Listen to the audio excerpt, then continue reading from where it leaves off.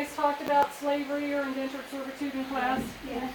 Do you know the difference between indentured servants and slaves?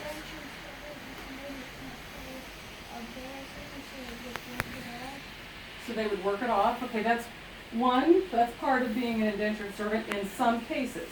Anybody else have any input as to what an indentured servant is? No. What about slave? They work without pay. They work without pay. Okay, now most people, when we say indentured servitude, think of exactly what this young man said. Most people will think of Europeans who would sell their freedom for a certain amount of time. And they would get passage to come to America, and they would work off their indenture. So it would be like me needing someone to work on my farm in Virginia, let's say. And this young lady right here, she wants to come to America. So she is going to sell herself to me for, let's say, 5 years. So in order to get her here, I'm going to pay for her passage to come here, okay? So in 5 years, hopefully, she will be set free. But that didn't always happen. Because when she gets here, she's going to need things. And I'm going to provide her with things, but that's not part of the bargain. So she's going to owe me money. So I'm going to tack on a little bit at the end of her indenture. So even though she said 5 years, she may end up working for me for 10 years. Now, slavery is when you own someone and they work for you for free. They don't get paid for it, and they have to work very hard. That is the difference. Hopefully, as someone who's under contract, she would be able to be set free. But now this is where it gets tricky. In Illinois, we couldn't have slaves. Do you think we had slaves in Illinois? No. Okay, well, you were wrong. We did have slaves in Illinois. Even though this was a free territory and we were a free state, we still allowed slavery, but as indentured servitude. And in Illinois, it really wasn't the same as when the Europeans sold their freedom to come here. Here it was a little bit different. So, let's pretend this young man here, come here, you're going to come over with me, Cole. Is it Cole? Cole and I have lived down south, and Cole is my slave. And when I come into Illinois, I can't legally own him any longer. So what I do is I take him to a courthouse. You can sit back down. Thank you. I would take him to whatever courthouse was available to me, and I would register him as an indentured servant. So I am going to register Cole to work for me for 10 years. So he has to be my indentured servant for 10 years. Do you think at the end of 10 years I set him free? You think so? Cole thinks not. No? Okay, well, what happened in lots of cases? Slaves were considered property. You will see slaves in Illinois listed in inventories of households with the livestock. What's livestock? The animals. So, at the end of Cole's 10-year indenture to me, probably what I'm going to do is take him over to St. Louis, which was a slave state, and I'm going to sell him at auction. Why would I sell him at auction? So that I can get my money out of him. Because he's my livestock. So I'm going to sell him. But a lot of times indentures, you don't see 10 years very often. A lot of times you see 99 years. So I could indenture him for 99 years. Do you think I'm going to set him free at the end of 99 years? He's probably going to be dead by then, right? So it wasn't to set him free, it was to keep him bound to me.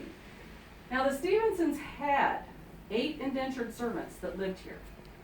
Now we have this room set up similar to what their quarters probably looked like.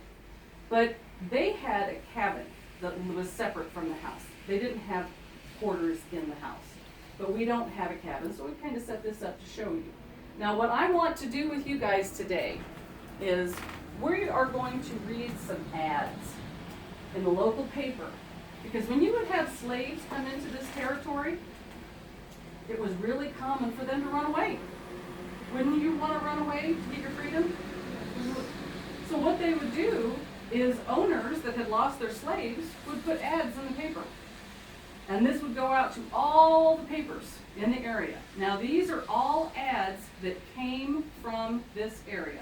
And these are original. Now I'm going to give these to you. Some of them are kind of hard to read, but we're going to read through them. And then we're going to talk about some things. About what these things say. So what I'm going to have you guys do, are you guys good readers? Yeah. All right.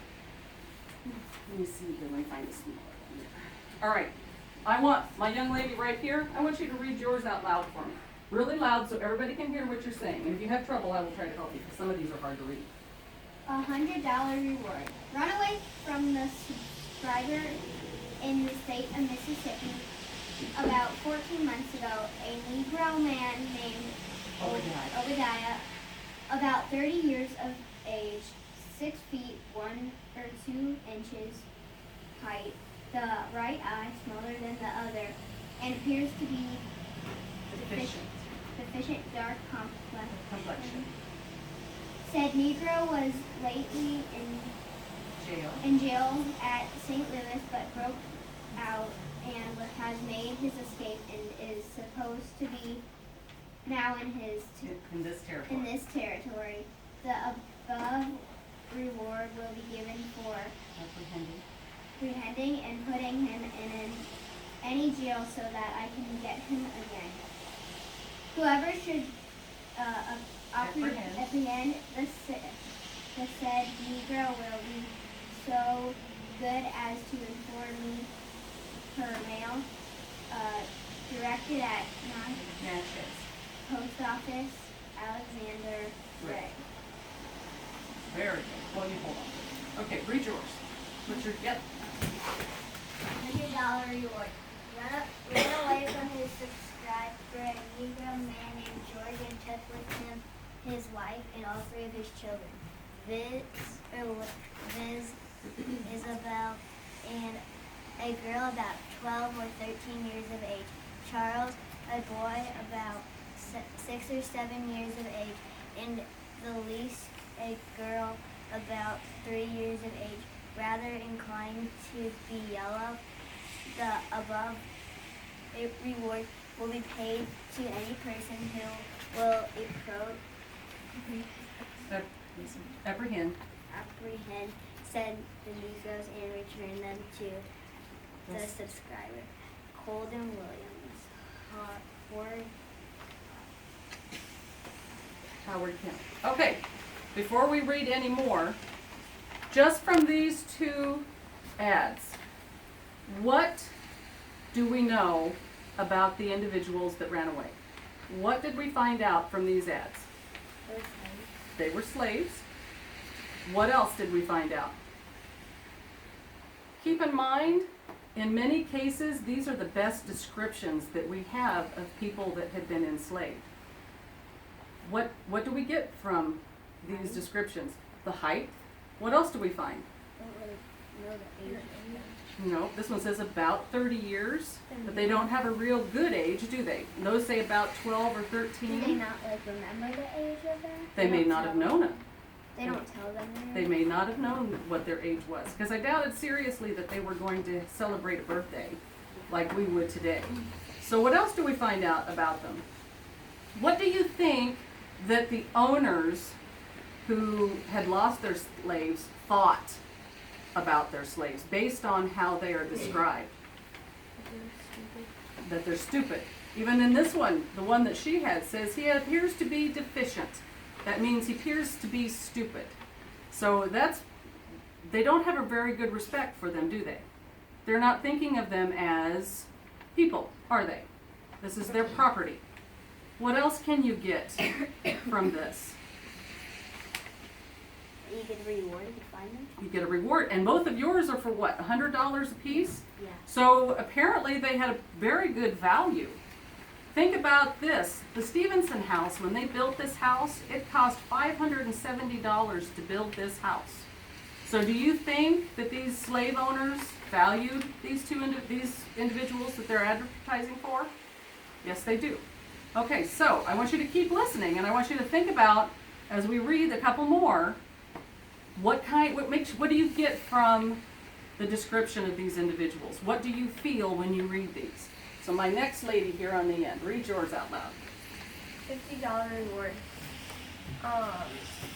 Ran away from me on the 21st of August, 1819, in Pike County, near the town of Louisiana, a likely Negro boy named Joshua, about 21 years old and about 5 feet 8 inches high. Had a pair of corduroy pantaloons. Domestic coat, and 2 tolerable good hat, complexion, rather the yellow. He was taken up in St. Charles on the 25th and put in jail on the 27th. He broke jail and made his escape. The above reward will be given by me to any person who will deliver the said Negro boy to the sheriff of St. Charles County, Hugh Gordon. Okay. Cole, you read yours. Okay. Stop the runaway. $50 reward. Run away from the subscriber on the 23rd of March last, living in the country and county of St. St. Genevieve. Genevieve in Roy Brula. Bottom. A Negro man named Green, 5 feet 7 or 8 inches high, yellow complexion, supposed to be about 25 years old, and of pleasant countenance. He had on, when he went away, a bearskin big coat and blue fur hat and other clothing not necessary to mention, and $50 or $60 in money. It is supposed he is in the Illinois territory and may likely want to pass himself as a free man. Any person delivering to me the above Negro man or lodging him in jail so that I get him shall receive the above reward. Joel Higginson. All right. You read yours. $25 reward. Ran away from the subscriber, living in Pike County, Missouri. On the 10th Instance. a Negro man named Barry, very black, 5 feet 9 or 10 inches high, speaks quick, and stammers when confused. Had on when he went away a suit of Negro cotton clothes, but had several changes. The above reward will be given to any person who will secure the Negro in any jail so that the subscriber will get him again. John S. Wilson, Samuel Wilson. And our last one. $70 reward. Run away from the subscriber on the 24th April last.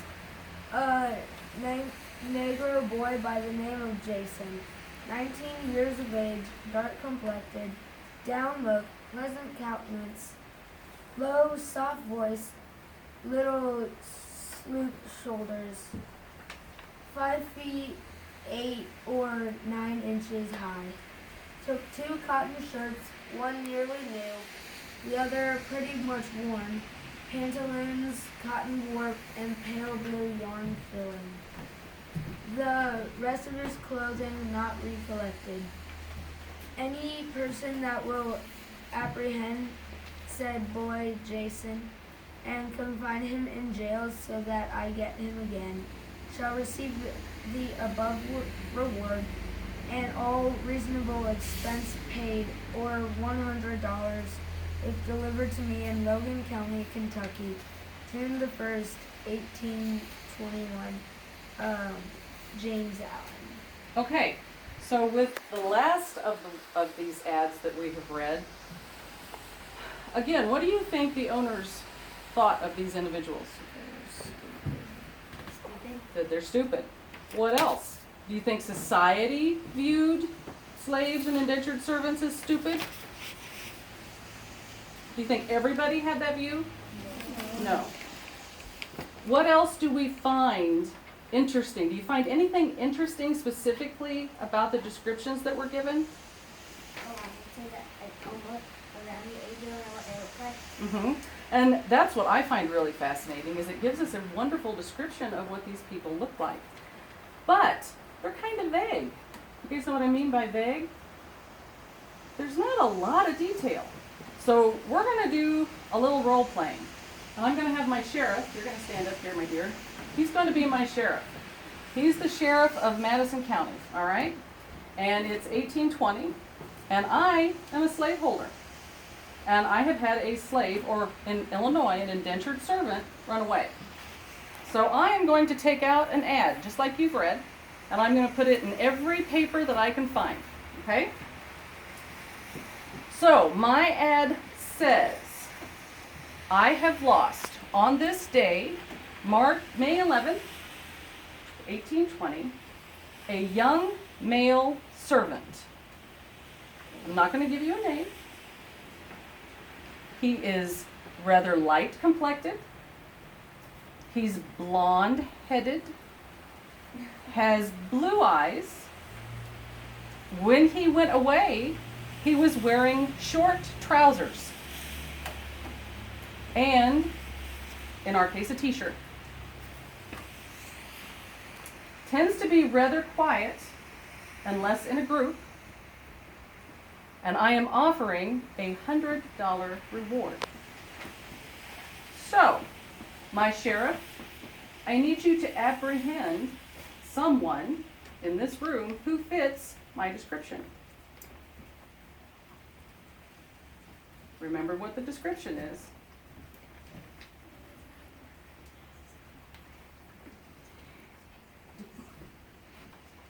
Okay, so you bring him up here. He's in jail.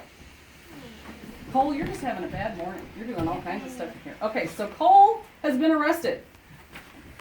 Now the sheriff is going to notify me that he has apprehended my slave. So I am going to come in. I'm thrilled because I'm getting property back. And I come in. Uh-oh. There's one problem. This isn't my slave. But do you think I'm going to tell the sheriff that? No. Why? Exactly. Because if I take Cole, I can get more property. And I don't care if Cole is really a slave, because Cole's been telling everybody, I'm not a slave. I wasn't a slave. I'm a free man. I'm not a slave. But he's not going to believe him. And I'm going to get me some more property. That was very common. One of you ladies had one that came from Mississippi. It was very common for slaves to be apprehended in another state or another territory, and that person may not have ever been a slave. He may have actually, or she may have actually been free. But it didn't matter, because the sheriff probably wasn't going to believe him, and they were going to send him back to wherever they thought they were from. So I have gotten myself a free slave. So after I've taken Cole back home with me, I might run another ad. And now, who might we arrest?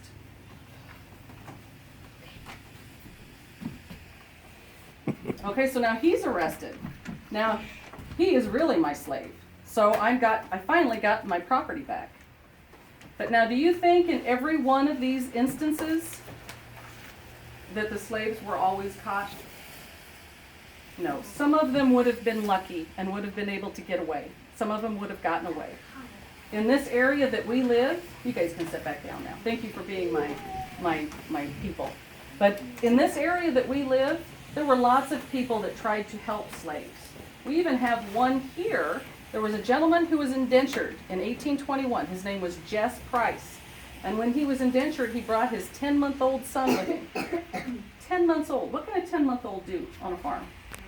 Nothing.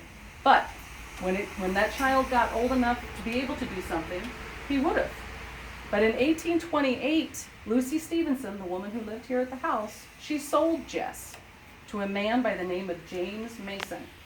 And James Mason was known for buying up indentured servants and then getting them established and setting them free. So within 2 years, Jess is free, and his entire family is with him. And we find Jess on the on the census records as a free man. So there were people that really tried to help free the slaves. But in Illinois, indentured servitude was really slavery, even though we like to say that it wasn't, but it was. Do you guys have any other observations about these ads? I'm fascinated by these ads when I read them, because they tell you a lot that you wouldn't normally know about these people. Yes, sir? Those are just herbs that we've dried, and this would have been a good spot to dry them. And that's a apple butter churner. Oh. Yes, ma'am. What are those things up there? Those are for quilting racks. Oh. So if you when they did old-fashioned hand quilting, they would use those. Those are sawhorses, but they're used for quilting racks. Yes, sir. What is that? This? Yeah, I feel like Well, it's all part of the process. Okay, we're kind of going off topic, but we'll talk about it. This is a yarn winder, or what I call a yarn winder. When you made thread on a spinning wheel, when you spun your thread, you had to know how much you had. So if you had a skein, does anybody's mom or even dad knit or crochet? Okay. When you go to buy yarn, you usually buy a skein of it, correct? Well, in order to know how much a skein was, this is what you would use. So I would take the bobbin off of my spinning wheel, which is what this is, and it would be, part of it would be put here. So this section right here would be put onto my yarn winder. And then I start winding my yarn around it. But as I go around, it's going to give me a fairly accurate measure. Now, have you ever heard the term, pop goes the weasel? Yeah. Well, this contraption has a weasel on it. And if you listen carefully, at some point, it's going to pop. It should be getting close. It's taking a while. So by the time, but when the weasel pops, you have a skein of thread. So when you hear that saying, pop goes the weasel, they're not talking about an animal. Keep going. Yeah, it's about to go now. You can see it getting out there. Did you hear that? Mm-hmm. That was the weasel popping. And so that's how you knew you had a skein. So then, if she had made this yarn and she was going to take it to sell, she would know that she had an exact skein of yarn or thread, depending on what she had spun. Now, this spinning wheel does wool.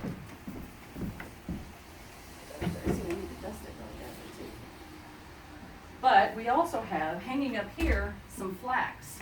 Now, flax is a plant that grows. And this is how it looks when it's first taken out of the garden. And then we've got some over here that are almost to the point of being used. And this is what it will ultimately end up looking like. What's that look like? Hair. It does. It looks just like hair. But that is part of the plant. And it's very fibery. Have you ever had anybody say they were flaxen-haired? That means they were blonde. This is flaxen hair. So if you see somebody with that hair color, and they call them flaxen hair, that's what it is. But it feels like hair too, doesn't it? Yeah, but that's what it is. Now this is what we can spin here. This is wool. That's what wool looks like after it's been cleaned and combed and everything. And not everybody had a spinning wheel, so I don't want you to think that every household had a spinning wheel, because it didn't. Let me see if I can get that back in there somehow. Do you guys have any questions about my slaves or indentured servitude? Nothing? All right. Well, thank you, gentlemen and ladies. We're going to put these back, and we're going to move on to the next spot. It is. It's a little corn husk doll.